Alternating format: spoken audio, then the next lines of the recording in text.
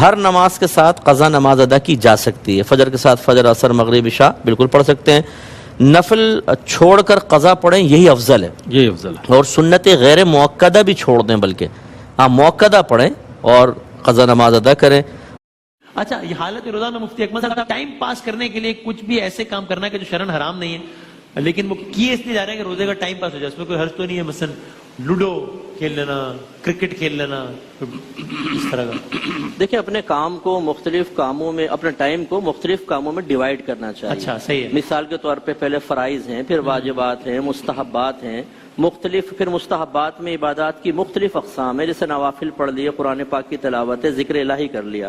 صحیح ہے. اب اس کے بعد بھی اگر وقت بچتا ہے تو پھر دو چیزیں ہیں، یا تو آدمی سو جائے، یہ بہت ہی بیسٹ ہے کہ امام غزالی فرماتے ہیں گناہگار کا سو جانا اس کے جاگنے سے بہتر ہے. اچھا، تاکہ سوتا رہے گا، گناہ سے تو محفوظ رہے گا. گناہ سے تو محفوظ رہے گا. اور اگر فرض کر لیں نیند بھی نہیں آ رہی ہے تو پھر اس طرح کے مباح کھیل کھیل سکتے ہیں، بشرطے کہ اس میں بہت طوالت نہ ہو، 2 گھنٹے 4 گھنٹے ہوں. غصہ ہو جائیں، کینہ، آپ نے میری گوٹ پیٹ دی تو دل میں کینہ بٹھا لیا کہ ابا کی گوٹ کیوں پیٹی ہے بیٹے نے، اور بیوی سے ناراض ہو گئے. ایسا نہ ہو، کچھ شرط لگا کر نہ کھیلا جائے. ہاں، لوڈو پہ فساد ہو جاتے ہیں آج کل، لوڈو سٹار پہ وہ آن لائن کھیل پھاڑ کے پھینک دیتے ہیں صاحب اس کو سائڈ میں. اور آن لائن کھیل رہے ہوتے ہیں تو واٹس ایپ گروپ سے نکال دیتے ہیں ایک دوسرے کو. اچھا، یہ آن لائن جو ہے نا، اس میں بعض اوقات کوائنس وغیرہ دیے جاتے ہیں، اور باقاعدہ کوائنس لگا کر کھیل رہے ہوتے ہیں. اگرچہ اس میں مالی لحاظ سے، فزیکلی اعتبار سے آپ کی کرنسی نہیں جا رہی ہے، لیکن کوائنس بہرحال جیتتے یا ہارتے ہیں. اور اس میں جوئے کا معنوی لحاظ سے تصور ہے. بچوں کو اس سے سختی سے منع کرنا چاہیے. آج وہ یہ کوائنس جو ڈیجیٹل کوائنس ہیں اس کو یوز کر رہے ہیں، کل یہ شوق شیطان بیدار کرے گا، پیسہ بھی لگے گا اور انسان جواری بنے گا. یعنی آپ یہ کہہ رہے ہیں کہ فقہی اعتبار سے شاید اس طرح حرام نہ ہو، لیکن یہ جو آج مزاج ڈیولپ ہوگا، کل پھر وہ ان دونوں کا فرق نہیں سمجھے گا، کل پھر وہ واقعی پیسوں کے لیے کھیلے گا. پھر حرمت نہیں لیکن کراہت اس میں ضرور ہے. یہ ویری انٹرسٹنگ پوائنٹ. بالکل صحیح، بالکل صحیح. یہ مناسب نہیں ہوتا کہ والدین بچوں کو پیسے کا لالچ دے کے کریں. اگرچہ نبی کریم صلی اللہ علیہ وسلم سے یہ چیز ثابت ہے، لیکن وہ شروع اسلام کا مسئلہ تھا، ٹھیک ہے، اور تمام تعلیم شرع عام نہیں ہوئی تھی. اب ہو گئی ہے تو یہ بچوں ریاکاری میں شروع سے مبتلا ہو جائیں گے. ریا کا مطلب یہ ہوتا ہے کہ اللہ تعالیٰ کے جو رضا والے کام کو دنیا کے فائدے کے لیے کرنا. صحیح. اور پھر بچے اس کے اگر عادی ہو گئے تو پیسہ دیں گے تو نماز یا روزہ ہوگا، ورنہ نہیں ہوگا. تو اس کے بجائے ترغیبات کا سہارا لیا جائے. اچھا، ٹھیک. تو یہ کہ حالت روزہ میں ٹھنڈک کے لیے غسل کرنا، اس کو تو حاجت اتنی زیادہ نہیں ہے تو مکروہ لکھا ہے، تاکہ نفس پہ قہر رہے قائم، یہ ضروری ہے. لیکن اگر وہ باہر سے آیا، روزہ پورا کرنا مشکل ہو رہا ہے اور وہ سمجھتا ہے کہ میں تھوڑا سا غسل کروں گا تو ٹھنڈک سے ذرا راحت ملے گی اور روزہ آرام سے پورا ہوگا، تو حرج بھی نہیں ہے. لیکن جو آپ نے فرمایا کہ حلق سے نیچے پانی اتر گیا، یہ چاہے جان بوجھ کر ہو یا خطأً ہو، کہ شاور کے نیچے نہا رہے تھے اچانک منہ کھولا تو حلق میں چلا گیا، دونوں صورتوں میں روزہ ٹوٹ جائے گا، اس کی قضا کرنی ہوگی. یہ ایک پوچھا ہے کہ کسی بہن کو 4 دن بلڈ آ کے بند ہو جائے، انہوں نے روزہ رکھ لیا، پھر دن میں دوبارہ بلڈ سٹارٹ ہو گیا، تو کیا حکم ہے؟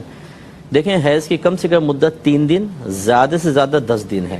اگر ایک عادت معروف ہو، جیسے 4 دن کی ہر مہینے 4 دن آتا ہے، لیکن اگلی دفعہ اس سے زیادہ آیا اور 10 سے کم یا 10 تک بھی آیا، تو ہم کہیں گے عادت بدل گئی.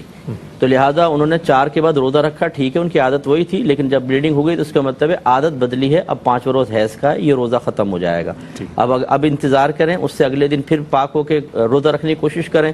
اگر بلڈ آ جائے تو پھر وہ بھی گیا. اس طرح یعنی ہر دفعہ ٹرائی کرے گی، کیونکہ 4 میں کنفرم تھا، اس کے بعد ہر ایک دن میں احتمال ہے کہ یا تو حیض بند ہوگا یا حیض جاری رہے گا، اس لیے وہ احتیاطاً روزہ رکھتی جائیں، آ جائے تو توڑ دیں. 4 دن بلڈ بند آ کے بند ہو گیا، اگلے روز روزہ رکھ لیا، افطار کے بعد پھر بلڈنگ سٹارٹ ہو گئی، تو یہ بھی تقریباً وہی ہے کہ اگر سٹارٹ ہو گئی، دن تو پورا آپ کا صحیح ایسا نکلا، لیکن پھر سٹارٹ ہو گئی، تو اگر یہ بیچ میں کوئی 1 آدھ دن خالی نکل جائے، لیکن 10 روز کے اندر دوبارہ آئے، تو جتنے خالی ایام گزرے وہ بھی حیض میں شمار ہوتے ہیں، وہ روزہ ہوگا نہیں، لیکن آپ گناہگار بھی نہیں ہوں گے کیونکہ آپ کے حیض نہیں آ رہا تھا، تو لیکن اس کی قضا بعد میں کرنی ہوگی. چند لوگ بھی ادا کر لیں تو سب کے سب بری و ذمہ ہو جاتے ہیں. آخری بات یہ ذہن میں رکھ لیں کہ روزہ 3 چیزوں سے ٹوٹ جاتا ہے. نمبر 1، آپ کی آنکھ، ناک اور منہ کے ذریعے کوئی چیز داخل بدن ہو جائے تو روزہ ٹوٹ جائے گا. لہذا اگر آپ نے آنکھوں میں ڈراپ ڈالے یا ناک میں ڈراپ ڈالے اور وہ چلے گئے اندر، اس طرح منہ سے کوئی چیز آپ نے کھائی تو آپ کو روزہ ٹوٹ جائے گا. باقی کانوں میں اگر آپ کان کا پردہ اگر آپ کا سلامت ہے تو چاہے آپ پانی ڈالیں، تیل ڈالیں، دوا ڈالیں، روزہ نہیں جائے گا. اگرچہ ہماری قدیم جو فقہ کی کتابیں ہیں ان میں یہی لکھا ہے کہ کان میں دوا ڈالیں گے روزہ ٹوٹ جائے گا، آنکھ میں دوا ڈالیں گے روزہ نہیں ٹوٹے گا. لیکن یہ خود ہمارے اکابرین نے بھی لکھا ہے کہ ان تمام مسائل کی بنیاد جو ہے وہ طب پر ہے، یعنی میڈیکل کی معلومات پر ہے۔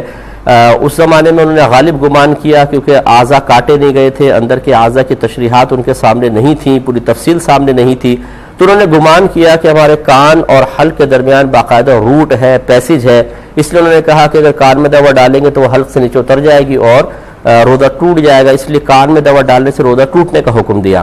اور انہوں نے گمان کیا کہ آنکھ میں اور حلق میں روٹ نہیں ہے، لہذا انہوں نے کہا کہ آنکھ میں دوا ڈالیں گے روزہ نہیں ٹوٹے گا۔ اور یہ ڈراپس وغیرہ اس زمانے میں ایجاد بھی نہیں ہوئے تھے کہ ڈال کے حلق میں کڑوا ذائقہ محسوس ہو جاتا تو کہتے کہ بھی ہاں یہ پہنچ گیا ہے۔ اگرچہ سرما استعمال کیا جا رہا تھا لیکن نبی کریم صلی اللہ علیہ وسلم نے سرمے کے استعمال کی اجازت خود مرحمت فرما دی، تو اس کا استثناء تھا۔ تو اب یہ مطلب بہت سارے فقہا ایسے ہیں اس دور کے جو مطلب اگر ہم یہ کہتے ہیں کہ کان میں دوا ڈالنے سے روزہ نہیں ٹوٹتا، کہتے ہیں کہ ہمارے بزرگوں نے لکھا ہے، یہ نئے نئے آ گئے ہیں اپنے مسئلے لے کر۔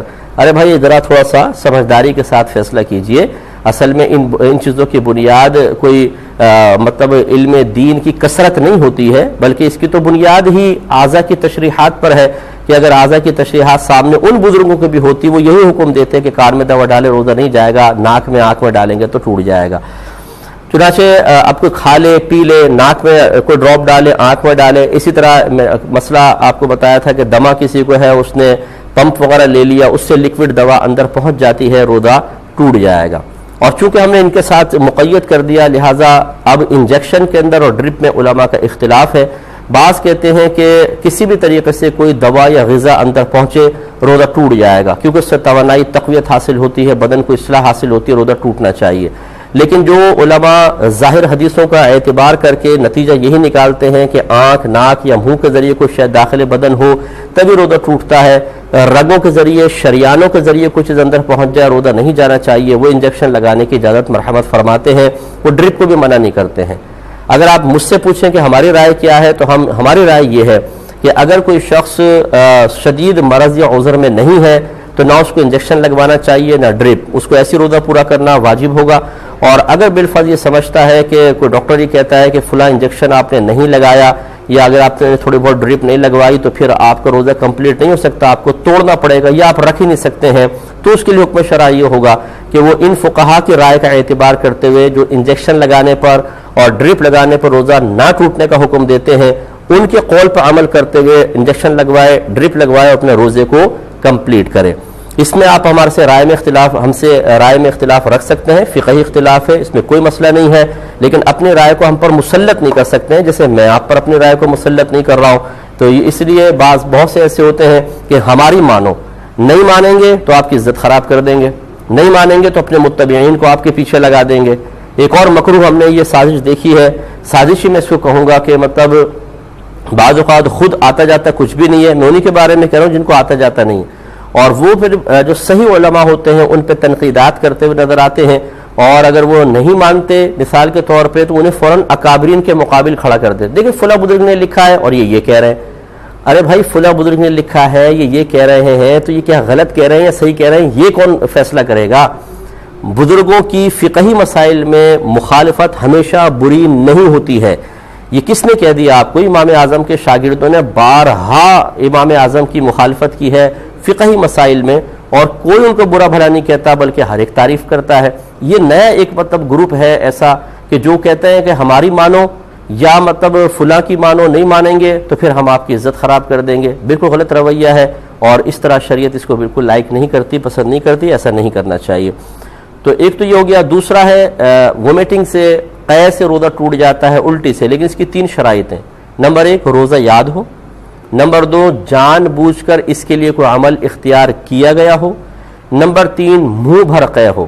منہ بھر کا مطلب جو اتنے پریشر سے آئے اور تیزی کے ساتھ کہ آدمی منہ بند نہ کر سکے، دم جو آتی ہے، تو یہ 3 چیزوں سے روزہ ٹوٹے گا، یعنی 3 جمع ہوں گی شرائط تو روزہ ٹوٹے گا۔ لہذا اگر کسی کو روزہ یاد نہیں ہے اور اس نے جان بوجھ کے عمل کیا، منہ بھر قے آئی، نہیں جائے گا۔ روزہ یاد ہے، جان بوجھ کے عمل نہیں کیا، ویسی طبیعت بگڑی، مطلب جیسے زیادہ ہم کھا لیتے ہیں، وومیٹنگ ہو گئی، نہیں جائے گا۔ روزہ یاد ہے، جان بوجھ کے عمل کیا لیکن بہت تھوڑی سی آئی، منہ بھر قے نہیں آئی، نہیں جائے گا۔ تینوں جمع ہوں گی تو جائے گا۔ اور آخری، کسی بھی طریقے سے خود پر غسل کو واجب کر لینا، ایک ہوتا ہے واجب ہو جانا، ایک ہے واجب کر لینا۔ واجب کر لینے سے روزہ ٹوٹتا ہے. لہذا کسی نے ویسے ہی غیر فطری طریقے سے روزہ اپنا غسل واجب کر لیا یا باقاعدہ زوجین نے جسمانی تعلق قائم کر لیا تو اس سے روزہ ٹوٹ جائے گا.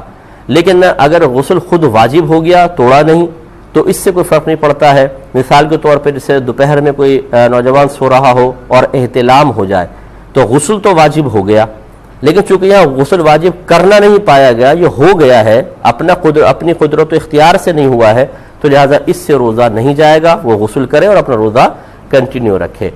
حالت روزہ میں غرغرہ نہ کریں, ناک میں پانی نہ چڑھائیں, ورنہ روزہ ٹوٹنے کا اندیشہ ہوتا ہے. کسی پر غسل واجب بھی ہو جائے تو وہ صرف کلی کر لے, غرغرہ نہ کرے, اور تھوڑا سا ناک میں جہاں احتیاطاً جہاں تک پانی وہ چڑھا سکے کہ دماغ کو نہ چڑھے وہاں تک پانی اوپر لے لے, باقی سانس کے ذریعے اوپر کھینچ کے نہ لے کر جائے. شریعت نے اس کی اجازت دی ہے. جوابات کی طرف. رمضان المبارک میں ایک دن کے اندر کتنا پانی پینا چاہیے؟ طباً 10-12 گلاس بولتے ہیں ڈاکٹر صاحبان. جیسے کہ گرمیاں ہیں, پسینہ بہت آ رہا ہے, 14 گلاس کر دے, 15 کر دے. محنت مشقت کرتا ہے اور بہت پسینہ گراتا ہے, 17 گلاس 18 گلاس کر دے, کہ بدن میں پانی کی کمی نہ آئے. پانی نہیں پئیں گے جگر میں چربی بڑھتی ہے, معدے کو بھی پانی چاہیے, اس لیے پانی تو یہ سارا رات میں پینا ہے. رمضان شریف ہو یا غیر رمضان, پانی 10-12 گلاس روز کے پینے چاہیے. انشاءاللہ صحت اچھی رہے.